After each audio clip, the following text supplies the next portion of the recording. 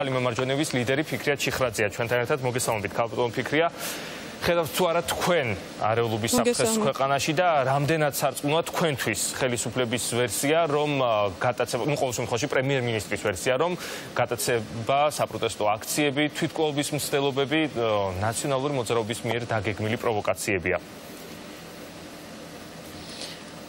მოგესალმებით კიდევ ერთხელ სამწუხაროდ ვცდილობდი მომესმინა საუბარი დიალოგი, მაგრამ არის მოდა ალბათ იმიტომ რომ ბევრი ხმა ერთხმაში ლაპარაკობდა, კარგად ვერ გავიგე შეკითხვაც, მაგრამ კონტექსტიდან გამომდინარე ხვდები ალბათ იმ გატაცების ფაქტს ეხება საუბარი, რომელიც რამდენად სარწმუნოა თქვენთვის აქტიური საუბარი და მიდის უკვე დამისამართება, ასე ვთქვათ, გამოძიებისა. დიახ, და რამდენად სარწმუნოა თქვენთვის ის ვერსია, რომ შეიძლება ამ ყველაფრის უკან ნაციონალური მოძრაობა იდგას. ძაფრად კრიმინალური გამოძიების გარეშე, მაგრამ ფაქტია ძალიან ცუდია, როდესაც გამოძიებას წინასწარ მითითებას აძლევს პრემიერ-მინისტრი, მითითებას აძლევს იუსტიციის მინისტრი, მითითებას აძლევს შინაგან საქმეთა მინისტრის მოადგილე და კიდევ ბევრი სხვა თანამდებობის პირი. ალბათ ამ ეთერიდანაც ეს უკვე ნიშნავს იმას, რომ გამოძიებას გარკვეული მიმართულება ეძლევა პოლიტიკური თვალსაზრისით და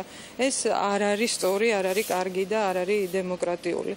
ამ წუთში მე სხვა რამის თქმა გამიჭირდება, ნამდვილად ვერაფერს ვერ დავამტკიცებ, ვერც ერთი და ვერც სხვა მიმართულებით. ფაქტია, რომ მოხდა ცუდი ფაქტი და ამ ცუდ ფაქტს სჭირდება ძალიან სერიოზული გამოძიება და არა პოლიტიკური ქალბატონ ფიქრია, გესმით ჩემი? ქალბატონ ფიქრია, რამდენად გესმით ჩემი?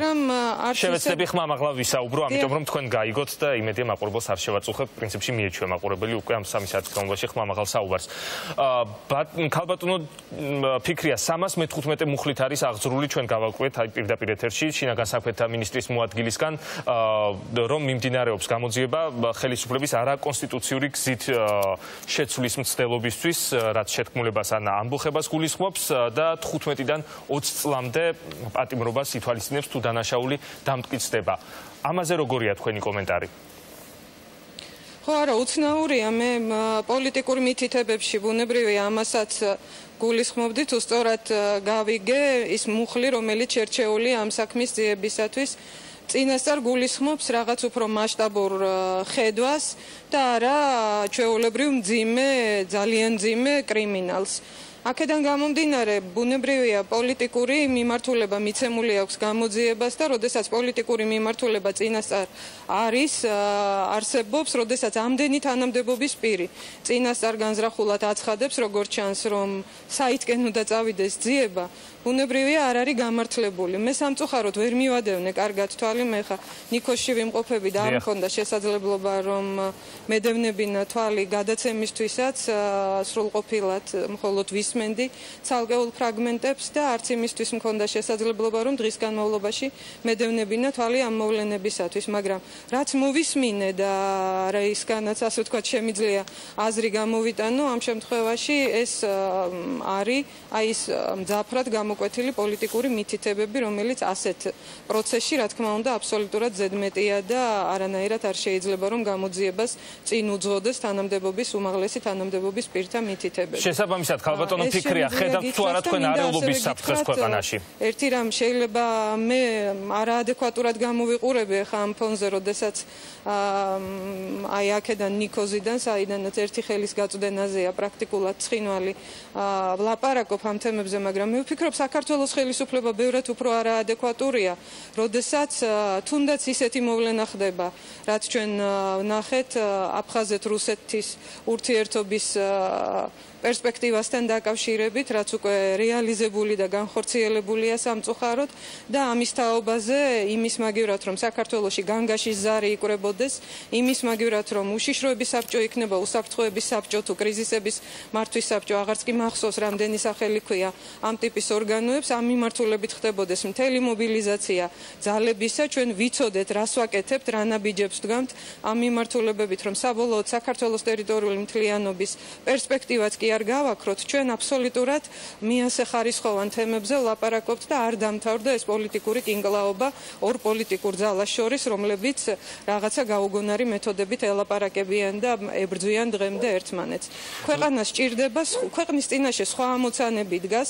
მე ვფიქრობ, ეს მარტო ამოცანებზე ვისაუბროთ, მაშინ ვინაიდან თქვენ საქართველოს ყველა კუთხიდან ეს ჩანს საქართველოს ყველა მოქალაქის თვალიდან, მაგრამ რატომ ხაც ეს არ აჩანს საქართველოს ხელისუფლების მზერაში? არ ხვდება არანაირად და მე ვფიქრობ, ეს ძალიან ტრაგიკული მაჩვენებელია, ტრაგიკული მანიშნებელია ყველაფრისა იმ მოვლენებისა, რაც საქართველოში ხდება, რაც საქართველოს გარშემო ხდება და რაც შეიძლება პერსპექტივაში ჩვენ დაგვეღოთ. ქალბატონ ფიქრია, ვინაიდან თქვენ ამ თემებს შეეხეთ, მე აუცილებლად მინდა კითხოთ, ეს ჩემი ბოლო შეკითხვა იქნება დაღესტან-კახეთის ახალი საავტომობილო გზის შესახებ რას ფიქრობთ თქვენ? ამაზეც იყო დისკუსია, ნაწილი ხელისუფლებაში აცხადებს, რომ რაც უფრო მეტი გზა იქნება, მით უკეთესია, ვინაიდან ეს ეკონომიკური თვალსაზრისით მომგებიანი იქნება საქართველოსთვის, თუმცა მეორე ნახევარი საუბრობს იმ საფრთხეებზე, პოლიტიკურ საფრთხეებზე, რომელსაც შეიძლება შეიცავდეს ასეთი გზის აღდგენა. დიახ, მე ძალიან პატარა ვიყავი, როდესაც როკის გვირაბის ასე ვთქვათ, თემა განიხილებოდა, მაშინაც ზუსტად ეს არგუმენტაცია იყო საბჭოთა პერიოდში და როკის გვირაბმა რა ეკონომიკური სარგებელი მოუტანა საქართველოს ბრჭყალებში, ჩვენ ეს დავინახეთ დაკარგული ტერიტორიების სახით. მე ძალიან კარგად მახსოვს, უკვე ეს ჩემს დროს ხდებოდა, ჩემი სტუდენტობის პერიოდში და მე და ჩემი მეგობრები ამ მოძრაობის ავანგარდში ვიყავით, როდესაც ტრანსკავკასიური რკინიგზის მაგისტრალის თემა განიხილებოდა და ჩვენი ძალისხმევით ქართული საზოგადოების ძალისხმევით ეს პროექტი გაჩერდა მაშინ და მაშინაც წამყვანი არგუმენტაცია იყო ეკონომიკური არგუმენტაცია. ეკონომიკური არგუმენტაციით საუბარი მაშინ, როდესაც საქართველოს ტერიტორიების ძალიან სერიოზული ნაწილი არის ოკუპირებული. მაშინ, როდესაც ჩვენ ვხედავთ აბსოლუტურად არაორდინალურ ვითარებას ჩვენს სამეზობლოში, რა მოქმედებებსაც ჩადის რუსეთი და კიდევ უფრო ბევრი გლობალური პრობლემა იკვეთება და არა მარტო რუსეთის მიმართულებით, იგივე ისლამური სახელმწიფოს, ეგრეთ წოდებული ისლამური სახელმწიფოს ქმედებები და მისი პერსპექტიული განზრახვები, ასეთ ვითარებაში საქართველოში ისეთი გადაწყვეტილებების მიღება, რომლის თაობაზეც ხელისუფლებას ერთმანეთთან მოთათბირებულიც კი არა აქვს, როგორც ჩანს და პასუხისმგებლობის ამღები პირიც არ ჩანს და პასუხის გამცემი პირიც არ ჩანს რეალურად, ეს ძალიან რთული მოცემულობა არის, მე ვფიქრობ და ერთადერთი კუთხე საქართველოში, რომელიც დაცულია რაღაცნაირად დანარჩენი საქართველოსაგან განსხვავებით, ჩვენ შეიძლება ეს კუთხეც კახეთიც დავაყენოთ სერიოზული დარტყმის ქვეშ და ჩვენი ვარაუდები არ ჭირდება, რომ რუსეთი ყველა გზას ტანკებისთვის იყენებს. ეს ასე ხდება სამწუხაროდ, ასეთია რუსეთის დღევანდელი რუსეთის ბუნება და მისი ლიდერის ბუნება და 2008 წელს ეს მას საკუთარი პირით აქვს განცხადებული და ამის თაობაზე ჩვენ არათუ ყურმოყრით ვიცით, არამედ საკუთარი თვალით და გვაქვს ნანახი და საკუთარი ყურით მოსმენილი. ასე რომ მე ვფიქრობ, ბევრად უფრო მეტი პასუხისმგებლობა არის საჭირო, როდესაც ასეთ სტრატეგიულ თემებზე მიდის საუბარი და გადავიდეთ უფრო სტრატეგიულ საუბარზე. მე მზად ვარ ნებისმიერ ადამიანთან დავჯდე დებატებში ამ თემასთან დაკავშირებით. მე ვფიქრობ, საქართველოში ბევრი ადამიანია, ვისაც კვალიფიციურად შეუძლია ამ საკითხებზე იმსჯელოს და ვიმსჯელოთ სახელმწიფოებრივ საკითხებზე.